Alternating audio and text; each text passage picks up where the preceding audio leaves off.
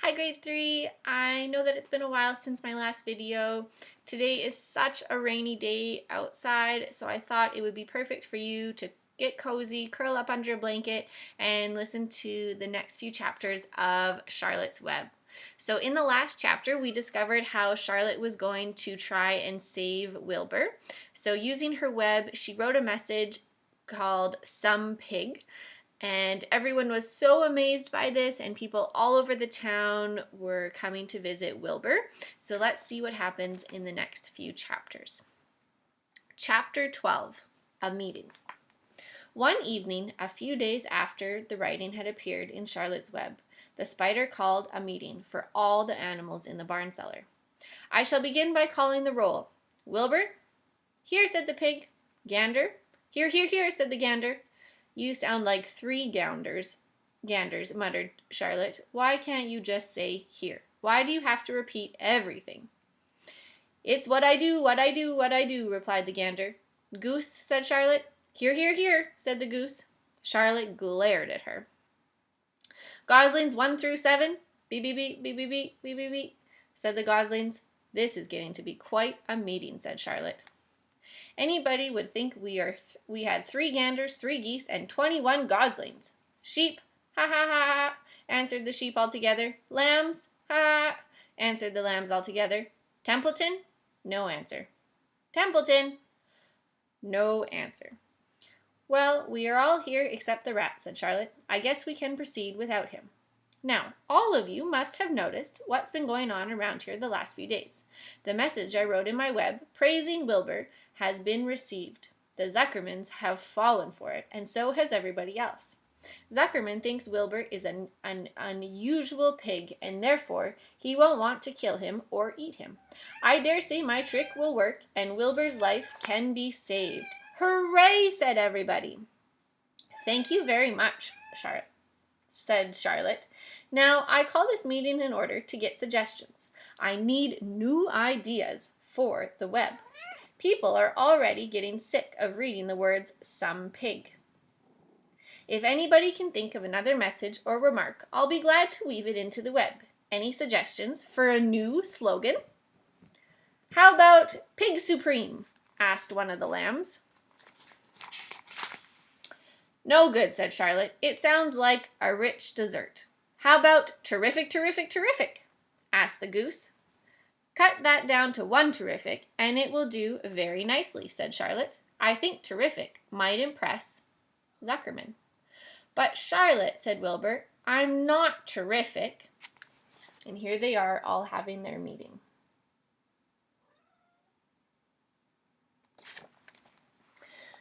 "That doesn't make a particular of difference," replied Charlotte. "Not a particular. People believe almost anything they see in print. Does anybody here know how to spell terrific?" "I think," said the gander, "it's TEEEEEEEEEFIICCCCC. "What kind of acrobat do you think I am?" said Charlotte in disgust. "I would have to have St. Vitus's dance to weave a word like that into my web." "Sorry, sorry, sorry," said the gander. Then the oldest sheep spoke up. "I agree that there should be something new written in the web if Wilbur's life is to be saved. And if Charlotte needs help in finding words, I think she can get it from our friend Templeton. The rat visits the dump regularly and has access to old magazines. He can tear out bits of the advertisements and bring them up here to the barn cellar so that Charlotte can have something to copy." "Good idea," said Charlotte, "but I'm not sure Templeton will be willing to help. You know how he is, always looking out for himself, never thinking of the other fellow." "I bet I can get him to help," said the old sheep. "I'll appeal to his baser instincts, of which he has plenty. Here he comes now." Everybody kept quiet while I put the matter up to him. The rat entered the barn the way he always did, creeping along close to the wall. "What's up?" he asked, seeing the animals assembled. "We're holding a directors' meeting," replied the old sheep. "Well, break it up," said Templeton. "Meetings bore me," and the rat began to climb a rope that hung against the wall.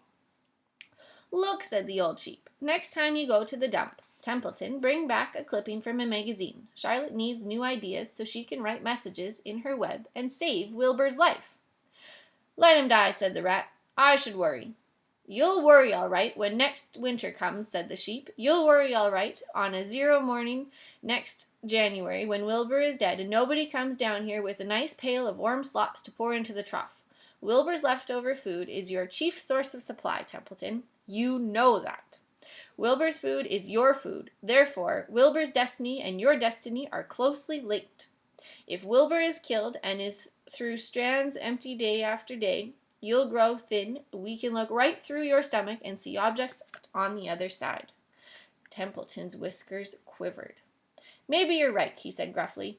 I'm making a trip to the dump tomorrow afternoon. I'll bring back a magazine clipping if I can find one. Thanks, said Charlotte. The meeting is now adjourned. I have a busy evening ahead of me. I've got to tear my web apart and write terrific. Wilbur blushed. But I'm not terrific, Charlotte. I'm just an average pig. You're terrific as far as I'm concerned, replied Charlotte sweetly, and that's what counts. You're my best friend, and I think you're sensational. Now stop arguing and go get some sleep. Chapter 13. Good Progress. Far into the night, while the other creatures slept, Charlotte worked on her web.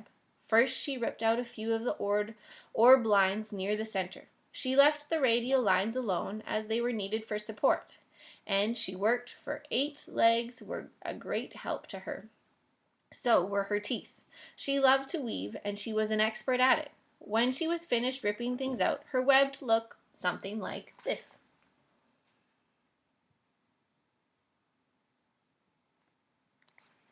A spider can produce several kinds of thread. She uses a dry, tough thread for foundation lines, and she uses a sticky thread for snare lines, the ones that catch and hold insects.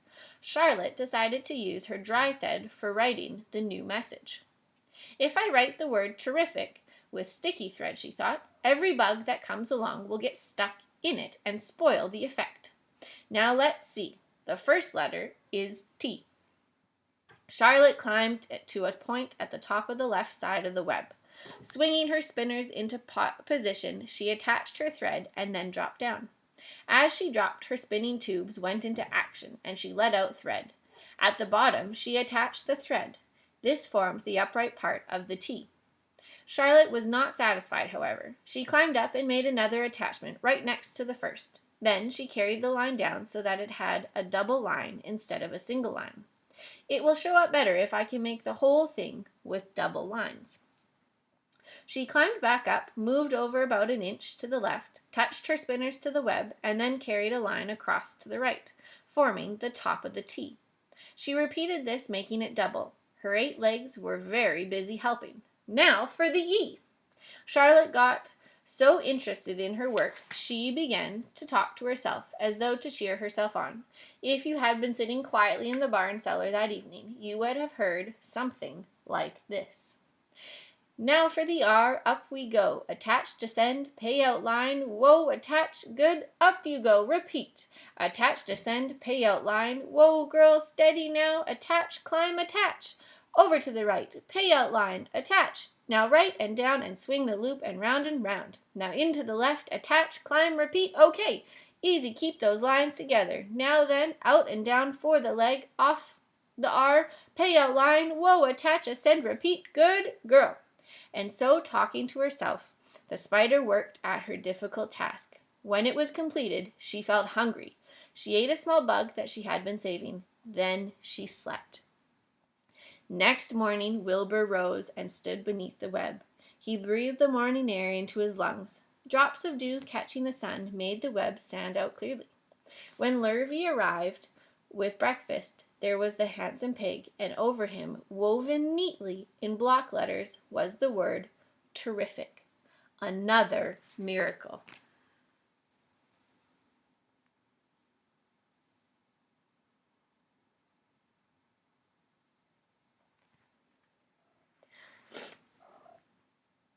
Lurvy rushed and called Mr. Zuckerman. Mr. Zuckerman rushed and called Mrs. Zuckerman. Mrs. Zuckerman ran to the phone and called the Arabelles. The Arabelles climbed into their truck and hurried over. Everybody stood at the pig pen and stared at the web and read the word over and over, while Wilbur who really felt terrific, stood quietly, swelling out his chest and swinging his snout from side to side. "Terrific!" breathed Zuckerman in joyful admiration. "Edith, you'd better phone the reporter on the Weekly Chronicle and tell him what has happened. He will want to know about this. He may want to bring a photographer. There isn't a pig in the whole state that is as terrific as our pig." The news spread. People who had journeyed to see Wilbur when he was some pig came back again to see him now that he was terrific. That afternoon, when Mr. Zuckerman went to milk the cows and clean up the tie-ups, he was still thinking about what a wondrous pig he owned. "Lurvy," he called, "this is to be no more cow manure thrown into that pig pen. I have a terrific pig. I want that pig to have a clean, bright straw every day for his bedding. Understand?" "Yes, sir," said Lurvy. "Furthermore," said Mr. Zuckerman, "I want you to start building a crate for Wilbur. I have decided to take the pig to the county fair on September 6th. Make the crate large and paint it green with gold letters." "What will the letters say?" asked Lurvy. "They should say Zuckerman's famous pig." Lurvy picked up the pitchfork and walked away to get some clean straw. Having such an important pig was going to mean plenty of extra work. He could see that. Below the apple orchard at the end of the path was the dump where Mr. Zuckerman threw all sorts of trash and stuff that nobody wanted any more. Here, in a small clearing hidden by young alders and wild raspberry bushes, was an astonishing pile of old bottles and empty tin cans and dirty rags and bits of metal and broken bottles and broken hinges and broken springs and dead batteries and last month's magazine and old discarded dish mops and tattered overalls and rusty spikes and leaky pails and forgotten stoppers and useless junk of all kinds, including a wrong-sized crank for a broken ice cream freezer. Templeton knew the dump and liked it. There were good hiding places there, excellent cover for a rat. And there was usually a tin can with food still clinging to the inside. Templeton was down there now, rummaging around. When he returned to the barn, he carried in his mouth an advertisement he had torn from a crumpled magazine.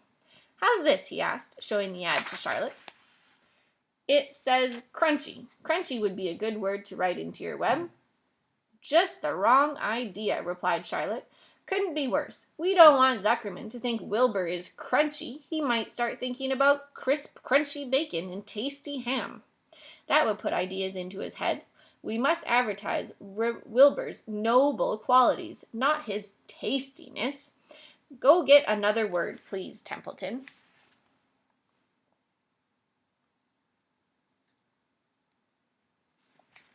The rat looked disgusted, but he sneaked away to the dump and was back in a while with a strip of cotton cloth. "How's this?" he asked. "It's a label off an old shirt." Charlotte examined the label. It said pre-shrunk. "I'm sorry, Templeton," she said, "but pre-shrunk is out of the question. We want Zuckerman to think Wilbur is nicely filled out, not all shrunk up. I'll have to ask you to try again." "What do you think I am, a messenger boy?" grumbled the rat. "I'm not going to spend all my time chasing down to the dump and after advertising material." "Just one more, please," said Charlotte.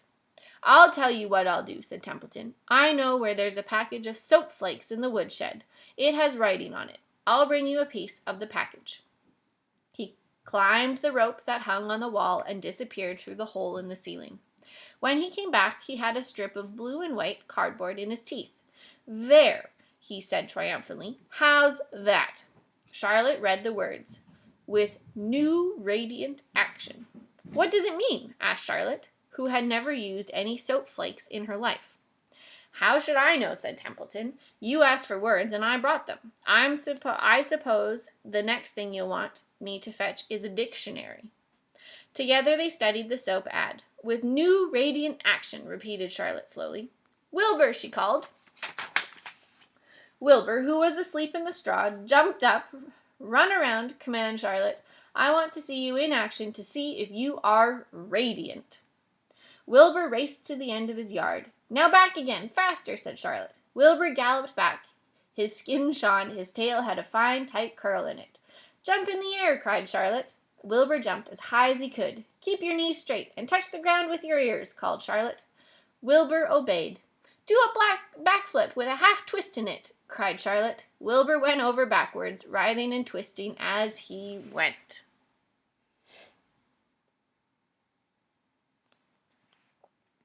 "Okay, Wilbur," said Charlotte. "You can go back to sleep." "Okay. Templeton, the soap and ad will do, I guess. I'm not sure Wilbur's action is exactly radiant, but it's interesting." "Actually," said Wilbur, "I feel radiant." "Do you?" said Charlotte, looking at him with affection. "Well, you're a good little pig, and radiant you shall be. I'm in this thing pretty deep now. I might as well go to the limit." Tired from his romp, Wilbur lay down in his clean straw. He closed his eyes. The straw seemed scratchy. Not as comfortable as how the cow manure, which was always delightfully soft to lie in. So he pushed the straw to one side and stretched out in the manure. Wilbur sighed. It had been a busy day, his first day of being terrific. Dozens of people had visited his yard during the afternoon, and he had to stand and pose looking terrific as he could. Now he was tired. Fern had arrived and seated herself quietly on her stool in the corner. "Tell me a story, Charlotte," said Wilbur, as he lay waiting for sleep to come. "Tell me a story." So Charlotte, although she, too, was tired, did what Wilbur wanted. "Once upon a time," she began, "I had a beautiful cousin who managed to build her web across a small stream. One day a tiny fish leapt into the air and got tangled in the web. My cousin was very much surprised, of course. The fish was thrashing wildly.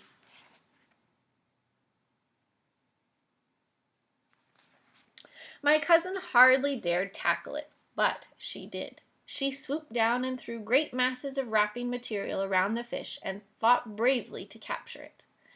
"Did she succeed?" asked Wilbur. "It was never to be forgotten of a battle," said Charlotte. "There was the fish caught only by one fin, and its tail widely thrashing and shining in the sun. There was the web, sagging dangerously under the weight of the fish." "How much did the fish weigh?" asked Wilbur.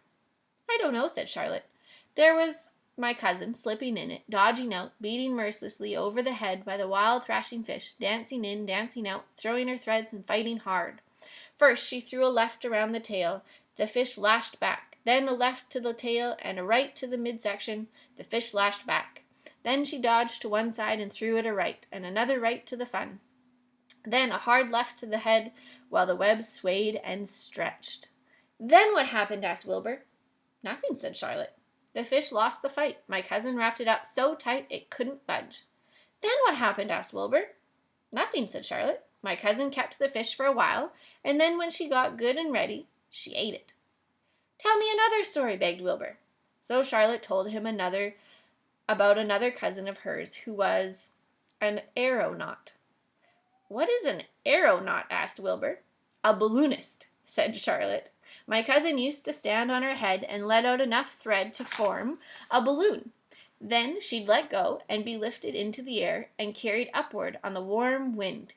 "Is that true?" asked Wilbur. "Or are you just making it up?" "It's true," replied Charlotte. "I have some very remarkable cousins. And now, Wilbur, it is time you went to sleep." "Sing something," begged Wilbur, closing his eyes. So Charlotte sang a lullaby, while crickets chirped in the grass, and the barn grew dark. This was the song she sang. "Sleep, sleep, my lovely, my only, deep, deep in the dung in the dark. Be not afraid and be not lonely. This is the hour when frogs and thrushes praise the world from the woods and the rushes. Rest from care, my one and only, deep in the dung and in the dark." But Wilbur was already asleep when the song ended. Fern got up and went home.